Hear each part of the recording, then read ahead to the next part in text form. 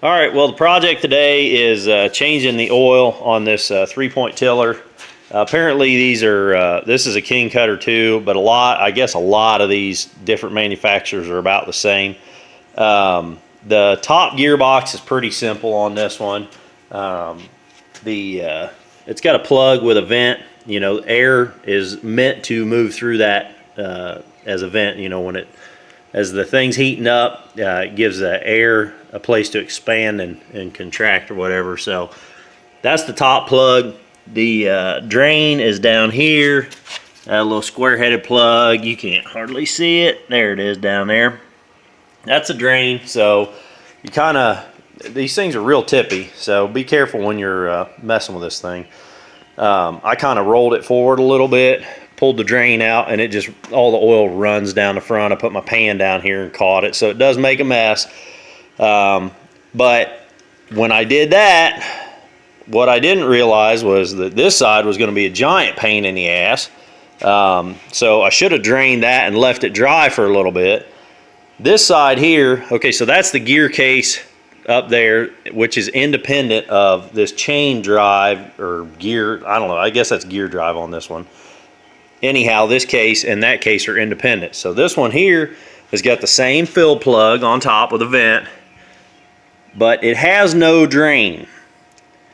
This little plug on the side here is the level. So you know, this cavity here is air, and the oil level is from here down.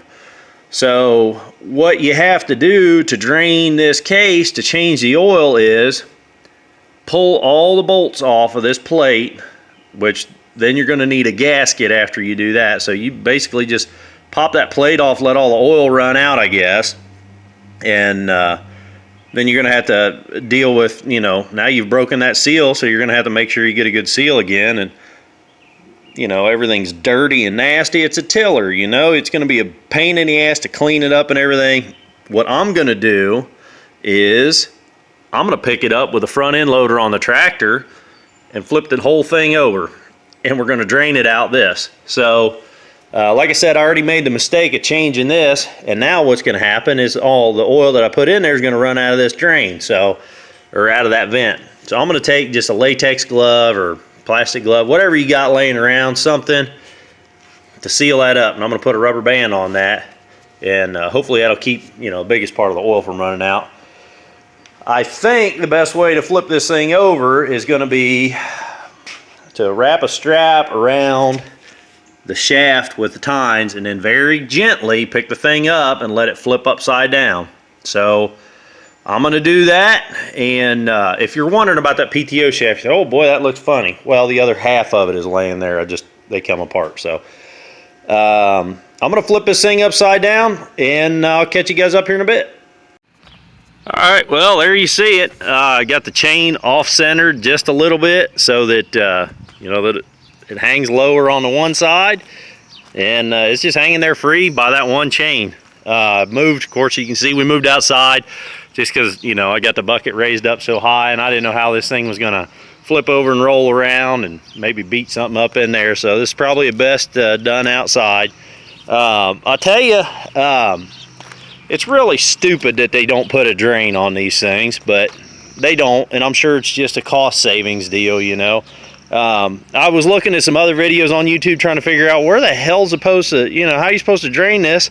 You know, they can't make you take that plate off, can they? Well, there's only a couple other videos on YouTube about, you know, they say they're oil change videos, but neither one of them shows you how to change the damn oil in the thing. So they're actually just sales videos. Here's how you fill it up when you buy the damn thing, but nobody shows you how to change it. So there you go. I got the here's your vent plug.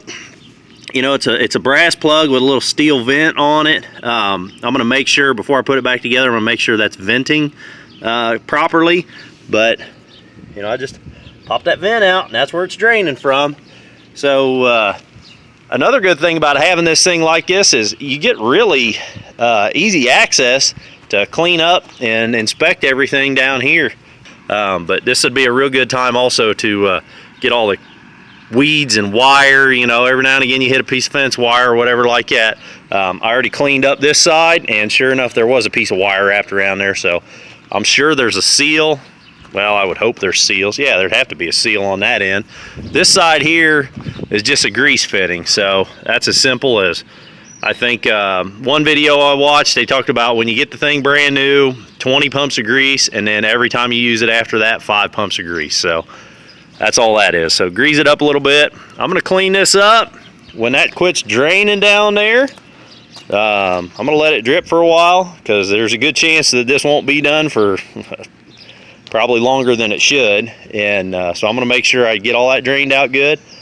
I'm gonna set it back down. Of course, I'm gonna put the plug back in and very gently set the thing back down, and then I'm gonna hook to, this time to pick it up, I'm gonna hook to the top link attachment there and roll it back up. So I hope this video helps you guys. I know I was frustrated with this for a while. I was all over on Google trying to figure out how to drain this.